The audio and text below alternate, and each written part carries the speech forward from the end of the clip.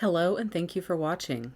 I am Ashley Van Dyke with Advantage Software, and on today's video, adjusting the Eclipse Notebar, I'm going to show you how to make both permanent and temporary changes to the Notebar within Eclipse.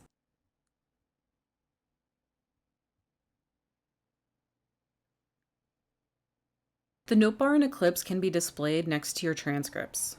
In order to toggle the Notebar on and off, you can go to Window, View, and select View Notebar. Additionally, you can also go to Window, View Toggles, and turn the Notebar on and off using the checkbox there. And you can access the View Toggles window if you're an info bar user by right-clicking in the info bar and toggle Notebar on and off there.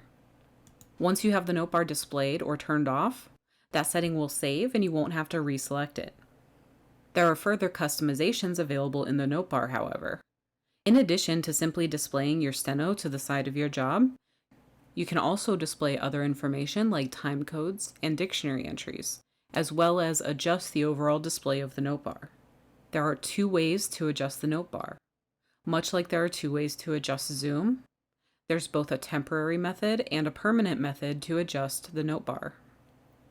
When you make permanent changes to your Notebar, they'll be permanent for this user when you use it in the future.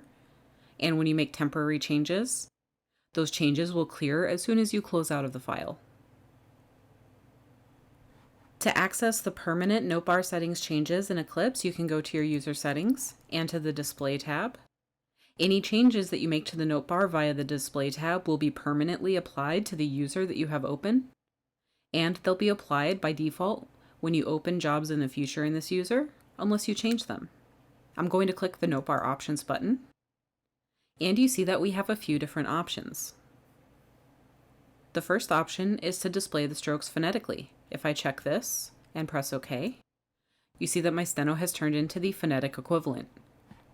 I can click Notebar Options, uncheck Phonetic Strokes, and it turns back into the regular steno. Whichever option you like is the right one. The next option is Dictionary Entries. With Dictionary Entries on, like it is right now, you see that at the bottom of the Notebar, each stroke shows you which dictionary it's in, if it's in a dictionary, and how it's defined. In this instance, you see that this entry is in my main dictionary, defined as a question symbol. If I move to another entry, such as ASI, you see that this one reports that it's in my job dictionary, and it's not in my main dictionary at all. And if I move to a word like Stewart, you see that it's defined in my main dictionary as STEW, and in my job dictionary as STUA. If I move to another word like incident, you see that not only does it tell me that it's in my main dictionary defined as the word incident, but it also tells me that I have another shorter stroke to use, and that's because I have the auto brief feature enabled. Since I have the auto brief feature enabled, the Notebar will also remind me of shorter ways to write things that I've written the long way while I'm editing. This is a great way to remind yourself of briefs that you've added, but you may not be using as much as you should. In addition to information about the steno that you've written in a job, the Notebar can also give you information about the time that that steno was written. I'm going to close out of this file, and I'm going to open another file that has time codes. And this document has time codes, and if I go to my user settings, to the display tab, to the Notebar options again, you see that if I turn on relative and press OK, I get time codes. If I go to the beginning of my job, you see that my time codes begin at about 0 and begin to count up. The first stroke will be assigned the time that has elapsed since you began the job. When relative is selected, the time codes will begin at 0. And so as soon as I begin the real-time file, my time codes begin counting at 0, and each stroke is assigned a time that reflects how long after I began the real-time file that stroke was struck. And that's what relative time is. It's akin to the time that a stopwatch would give you. If I return to my user settings, to the display tab, Notebar options, and instead choose absolute, you see that again I still have time codes for each stroke, but this time the time code is more like a time of day time, and that's exactly what absolute times are. Absolute is the time of day that the stroke was struck within this file. So this particular stroke was hit at 9:58:57:03 a.m.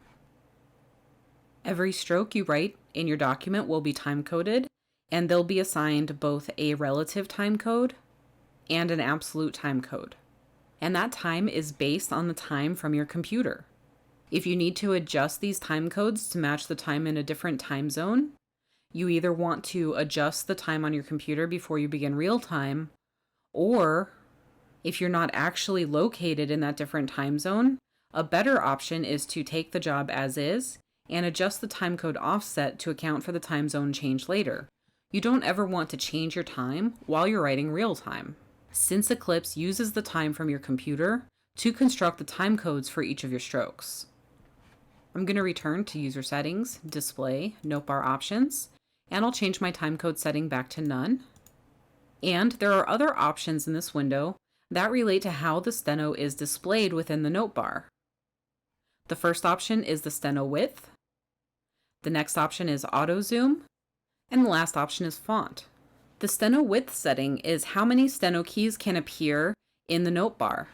The default and maximum setting is 22 since there are 22 steno keys. If you don't want your steno notebar to be able to display that many characters at once, then you can reduce that to the maximum number of characters you might strike at one time. But if you find that some keys are falling off your display, you might need to increase that width back up. The font option controls the font within the window. That's pretty straightforward, and you can click the font button to make any adjustments that you need to. You can make the font larger, or you can make the font smaller. You can also make the font bold or italic, and you can change the font that's in use if you'd like to. The last option is auto zoom. Auto zoom, if enabled, will make your text take up as much space as possible when the notebar is turned off, and will shrink your text to fit when the notebar is turned back on. So I'm going to turn my notebar off, and you see that my text got bigger. And if I turn my notebar back on, you see that my text got smaller. And again, bigger text, smaller text. If I go back to User Settings, Display, Notebar Options, and uncheck Auto Zoom, I can right-click in here again, turn the notebar on and off, and my text stays the same size. The auto zoom setting that you use is up to you. That covers all of the settings that are available for the notebar. However, as I mentioned, the changes that you make under User Settings, Display, Notebar Options are permanent. If you want to make temporary changes to your display, such as to turn on timecodes just for one job, you can actually just right-click in your notebar, turn on the timecodes, and they'll be available for the duration of this job. But if I close the job and then return to the job, the timecodes are turned off and my display is returned to normal. So again, if you want to make permanent changes to your notebar display, you can go to Settings, Display, Notebar Options, and make any changes that you need. And these changes will affect all of the jobs that you work on in the future until you change them again. If you want to make temporary changes to your notebar, you can make all of the same changes simply by right-clicking in your steno notebar and making any changes that you'd like. These changes will be cleared out as soon as you either right-click in the notebar again and change them back, or close out of your file and return to it. Thank you for watching this video.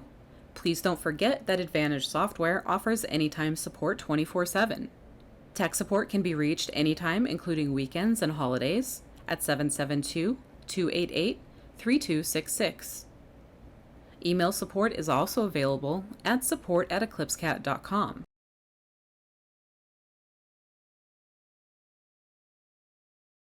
Thanks so much for watching. Please like the video if you enjoyed it, and subscribe to our channel and turn on notifications so you'll be notified when we publish new content in the future. Thanks so much and have a great day.